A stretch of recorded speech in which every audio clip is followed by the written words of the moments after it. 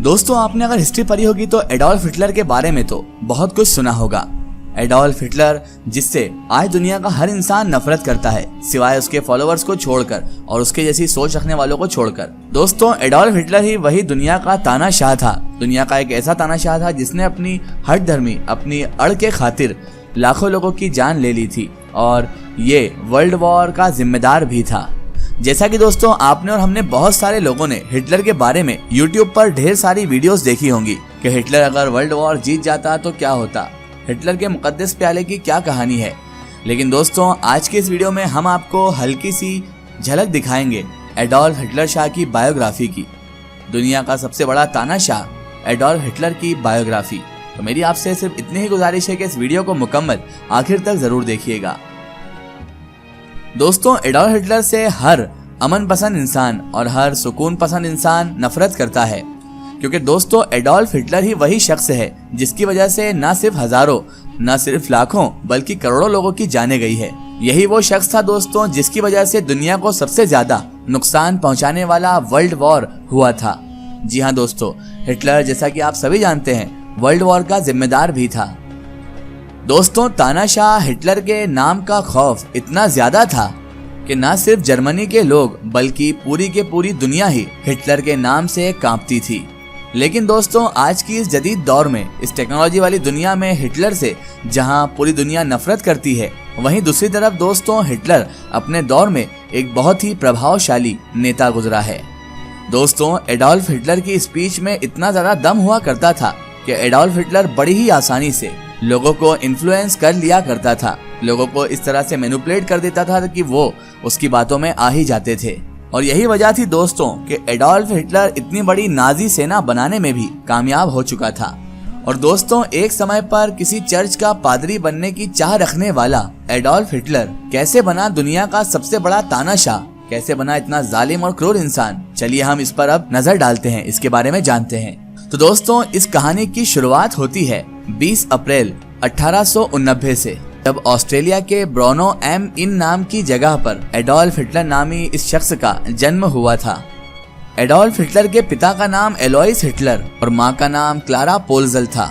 और दोस्तों, हिटलर की माँ क्लारा एलोइस हिटलर यानी हिटलर के पिता की तीसरी वाइफ थी और हिटलर अपनी माँ का चौथी संतान था। लेकिन दोस्तों, एडोल्फ हिटलर के पैदा होने से पहले ही उनके तीनों भाई बहन की किसी न किसी वजह से मौत हो चुकी थी। अब क्योंकि एडोल्फ हिटलर ही इनके माता पिता के एकमात्र जीवित बच्चे थे, इसीलिए वो अपनी माँ के बहुत ज्यादा चहेते बच्चे थे। दोस्तों, एडोल्फ हिटलर का शुरुआती जीवन जो था वो बहुत ही उथल पुथल रहा। रोजी रोटी की वजह से उनके परिवार को अलग अलग शहरों में भटकना पड़ा और अपने पिता के साथ भी एडोल्फ हिटलर के कुछ अच्छे संबंध नहीं थे। हिटलर ने अपने स्कूल की पढ़ाई वॉल्कस चले स्कूल से की थी और एडोल्फ हिटलर बचपन से ही बड़े धार्मिक स्वभाव के व्यक्ति थे। उन्हें चर्च के ग्रुप्स के साथ प्रेयर करना बहुत ज्यादा पसंद हुआ करता था और इसी उनके शौक की वजह से वो आगे चलकर किसी चर्च के पादरी बनना चाहते थे। और दोस्तों, इसके अलावा हिटलर बचपन से ही जर्मनी के राष्ट्रवादी सोच से काफी ज्यादा प्रभावित थे और इसीलिए दोस्तों हिटलर के ऑस्ट्रेलिया में रहने के बावजूद भी वो ऑस्ट्रेलिया की जगह जर्मन का राष्ट्रगान भी गाते थे। आगे चलकर दोस्तों 1903 में हिटलर के पिता की मृत्यु हो गई और फिर अगले कुछ सालों में उनकी मां भी चल बसी। अब दोस्तों, हिटलर के पास कुछ भी नहीं बचा था, वो एक वक्त के खाने के लिए भी मोहताज हो गए थे। अब पेट पालने के लिए हिटलर ने लेबर का काम करना शुरू कर दिया।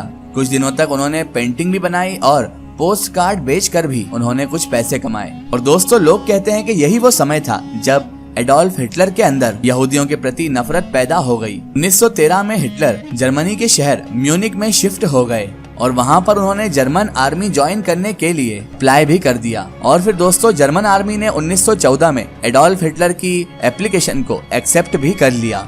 अब क्योंकि एडोल्फ हिटलर को जर्मन राष्ट्रवाद पहले से ही बहुत ज्यादा पसंद था, इसीलिए उन्होंने जर्मनी के लिए भी युद्ध में बहुत ही अच्छा काम किया और उनके परफॉर्मेंस को देखते हुए हिटलर को कई सारे अवार्ड्स भी मिले।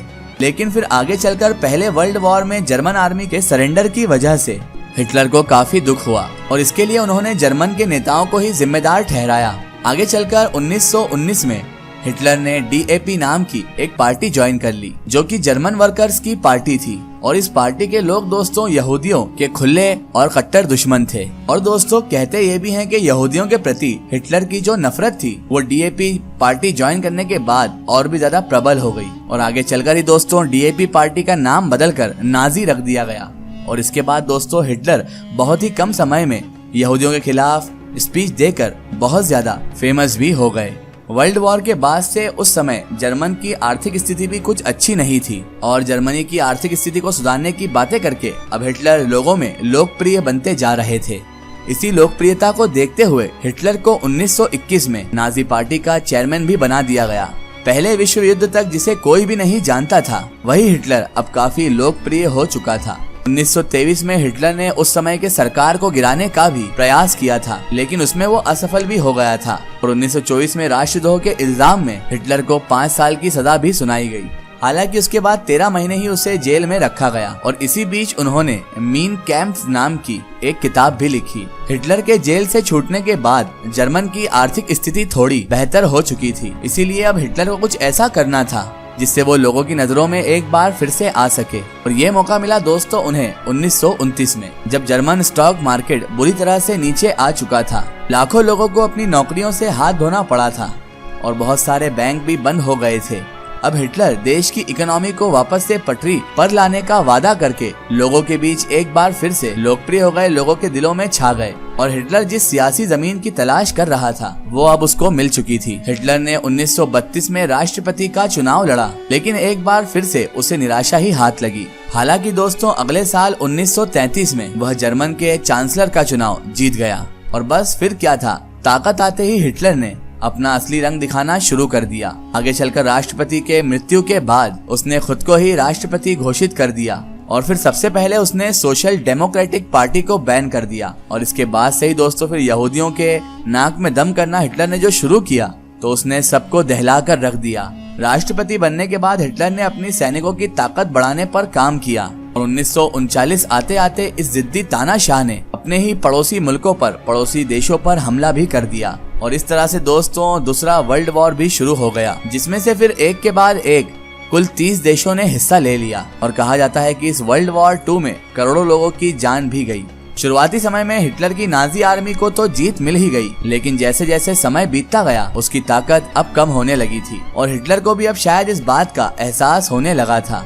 29 अप्रैल 1945 को हिटलर ने ईवा ब्राउन नाम की एक लड़की से शादी कर ली। ये शादी हिटलर की तीसरी शादी थी और फिर शादी के अगले ही दिन हिटलर अपनी हार को भांप गया था और इसकी दुश्मन सेनाएं, दूसरी सेनाएं इसके बहुत ही करीब पहुंच चुकी थी। और इसीलिए उसके बाद हिटलर को कोई रास्ता न समझ आया और तानाशाह हिटलर ने खुद को ही गोली मार ली और उनकी तीसरी पत्नी ईवा ब्राउन ने भी अपनी जान दे दी। और दोस्तों हिटलर की इस आत्महत्या के बाद से ही दूसरा विश्व युद्ध भी खत्म हो गया। दोस्तों कहते हैं कि आदमी कर्म से बड़ा होता है, लेकिन दोस्तों हिटलर के कर्मों की वजह से उसे दुनिया में 20वीं सदी का सबसे बुरा इंसान माना जाता है। तो दोस्तों ये थी कहानी तानाशाह हिटलर की।